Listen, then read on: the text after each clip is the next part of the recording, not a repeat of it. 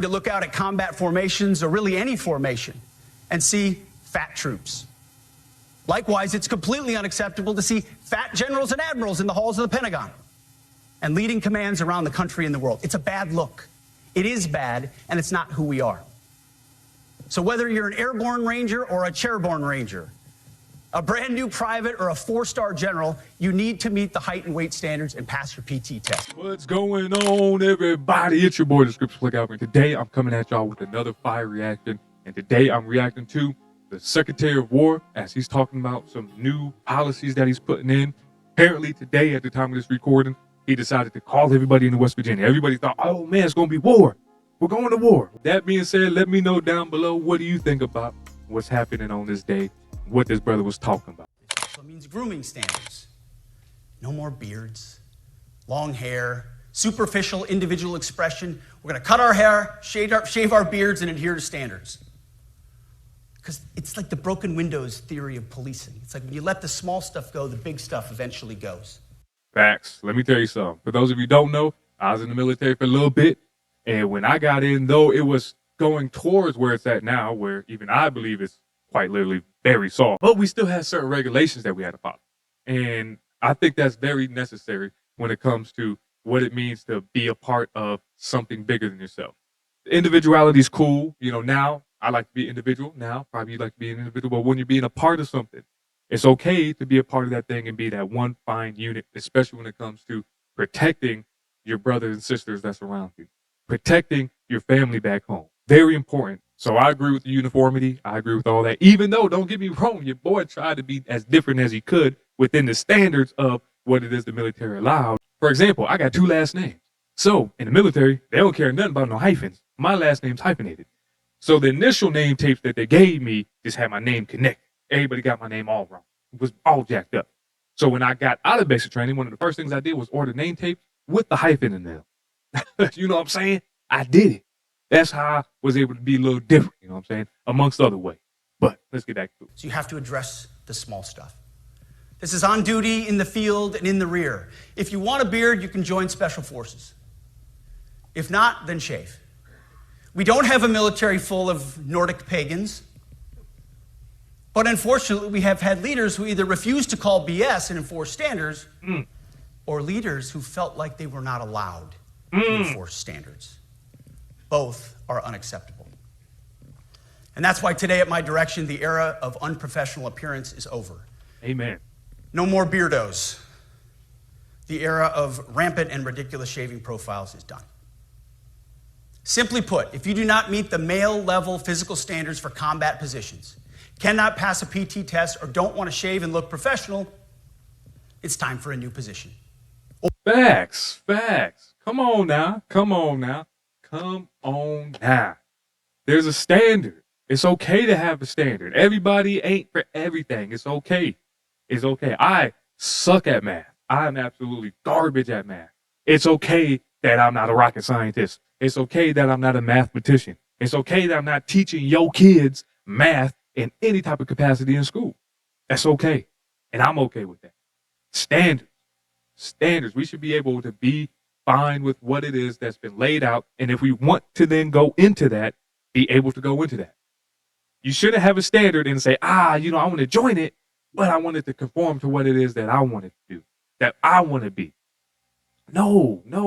That's why we got it twisted. Where I currently work at, there's a standard. I got to wear a tie or a bow tie or something like that, collared shirt, and I got to be dressed and slack. Whereas a lot of people nowadays in my profession don't got to do what I got to do. Most of them get to wear polos and jeans or khakis, whatever the case. Where, again, my particular job, my company sets this standard.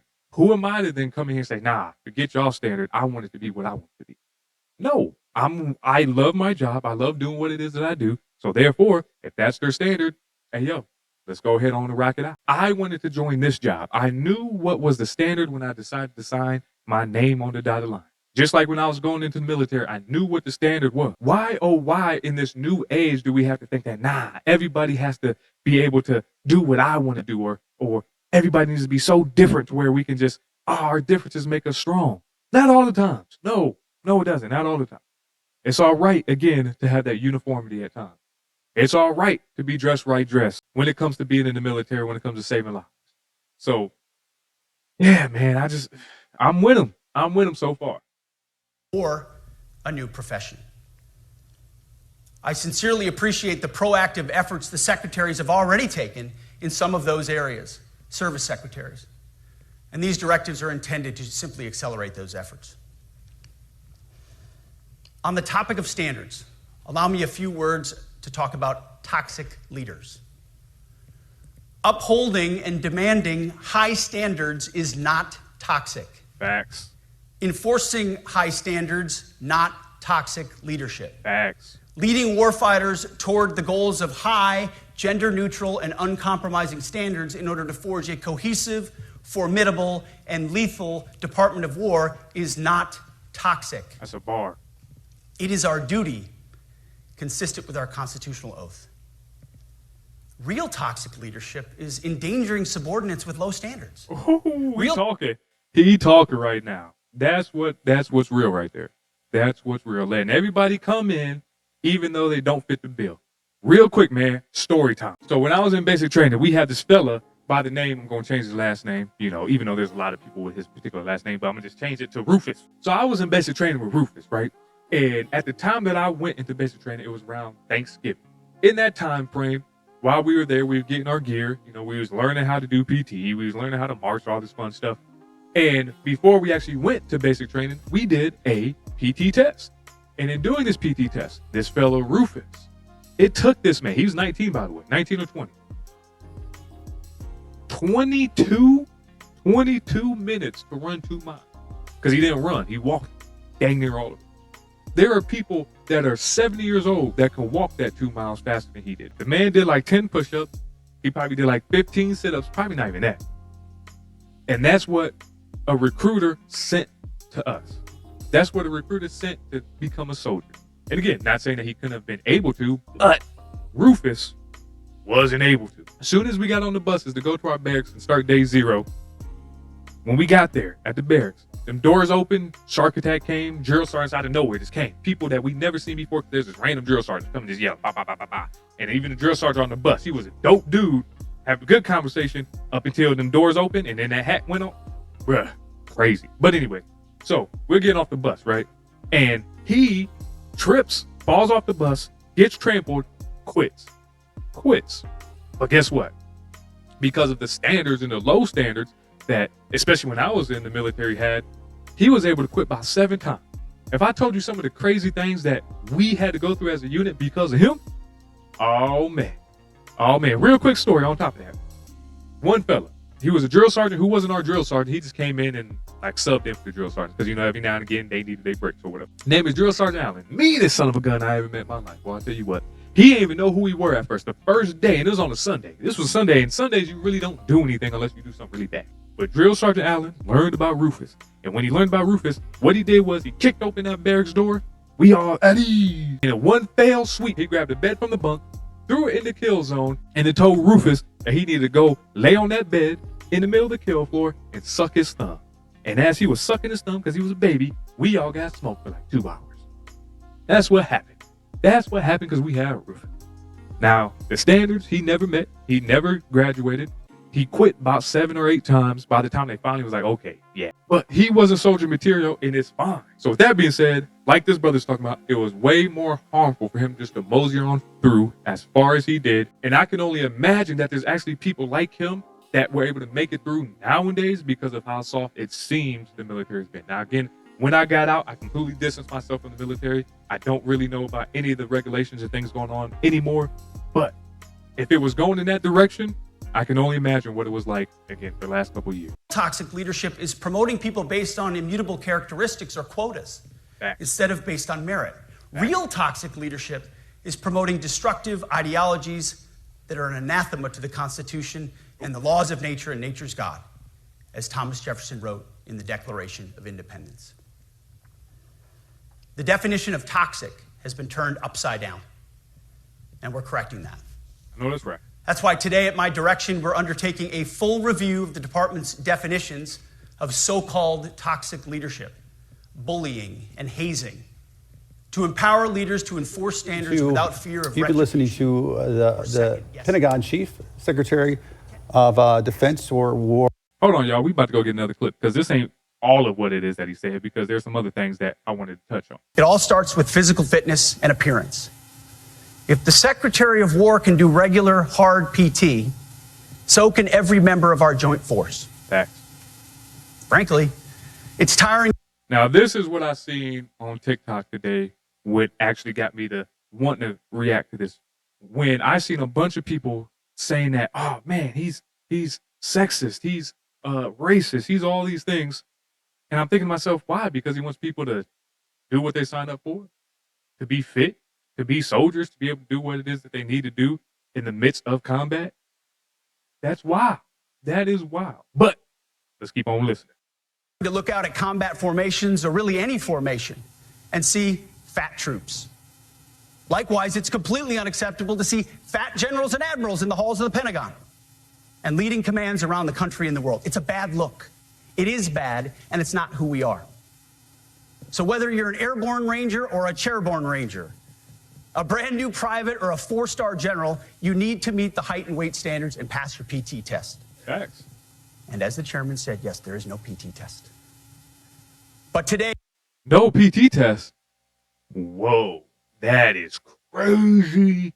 No PT test? What in the world? How do you... So what, you just go... So is there no rifle qualification? Is it? Come on now.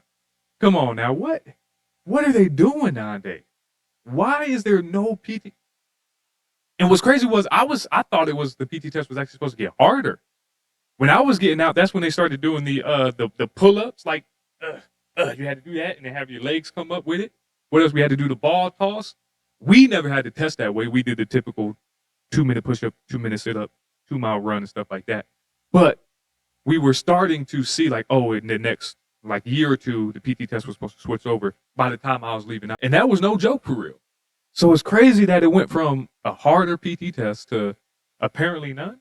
Now, again, I don't know, because like I stated earlier, I separated myself and I don't really follow politics or anything like that. Again, I don't even really know how this came up on my TikTok. It must have been meant to be because, again, I don't pay attention to politics, but I still do have an opinion now. And my opinion is what this brother's talking about. Hey, there's standards. Live up to them or be gone. Simple. Simple as that. Height and weight, make it or don't. That's simple. PT, pass it or don't. Simple. This is how crazy it was. When I was in, you could fail multiple PT tests. You can fail a bunch of PT tests and they'll still keep you in. They'll still keep you in. They say, you know what? Nah, because, well, at least at the time I was in, it's like, we need folks. I don't know how it is now. They probably need a lot more folks too. So that's probably why they lessen all these standards. But it's like, hey, yo, no, we need everybody. We need everybody. But that hurts everybody because now you got people who don't want to be there, who are trying to actively get kicked out. And you're like, no, and y'all keeping them in there. And that's just lower morale and everything else like that. So, yeah, no. You are going to be a soldier. You have to understand what it means to be one. I seen Full Metal Jacket when I was growing up. I seen Platoon. I seen all these movies when it comes to what it takes to be a soldier. I seen G.I. Jane. I seen it. I watched it. So when I was going in, I knew, hey, either be this or not. My uncle, my grandpa, both of them, my sister went into the military. I knew there was going to be a standard that I had to live up to, that I had to follow through with. And I never in my mind thought, oh, yeah, just make it softer for me. Sure, not going to sit here and lie like I didn't do some certain things to cut corners. When we was getting smoked and drill sergeant had us doing them push-ups, if he looked away, your boy down here with it. Oh, he looked back. Oh, he looked away. So, you know, I ain't going to sit here in front like I was the greatest, like I did everything perfect, but yet I still understood what the standard was and still worked towards that particular standard, especially when drill sergeant was looking. At my direction, every member of the joint force at every rank is required to take a PT test twice a year, as well as meet height and weight requirements twice a year, every year of service. Also today, at my direction, every warrior across our joint force is required to do PT every duty day. Should be common sense. I mean, most units do that already, but we're codifying it. And we're not talking like hot yoga and stretching. real hard PT, either as a unit or as an individual. At every level, from the Joint Chiefs to everyone in this room to the youngest private, leaders set the standard. And so many of you do this already. Facts. Active, Guard, and Reserve. That was the Secretary Word talking about just standards that we should have never left, that we should have kept the entire time. I don't get why there's such an uproar when people are like, oh man, but women, but fat people, but no, it's okay. There's jobs for women in the military that they're able to do, especially when it comes to combat arms. If you cannot meet the standard, then you can't meet the standard. It's that simple. There's other jobs that can be done. And I can't paint, but yet I try to get a painting job. I guarantee if I come and paint your house, you're going to be real mad at what happened. Real mad at what happened. And that's something that doesn't have other people's lives at stake. So, standards, it's all right. The military should be the toughest thing to do. The military should be something that people want to do because they understand what comes with it. The courage that comes into actually being willing to sacrifice yourself for the man and the woman next to you, for the people back home. We shouldn't just want anybody in there. No. So I don't understand the uproar. Again, I'm not going to talk about everything that was talked about, but this portion, what I seen on TikTok especially, how they just ran this man through the mud because of what it is that he stated, unwarranted. Absolutely unwarranted. But again, people got their opinions, and sometimes opinions just are trash. And if your opinion is that, fat people need to stay, people can't make the standard need to stay, let's all be individuals. Nah. Your opinion, trash. That being said, it's your boy, the Script Plug Albert, man. I'll catch y'all next time. I'm out.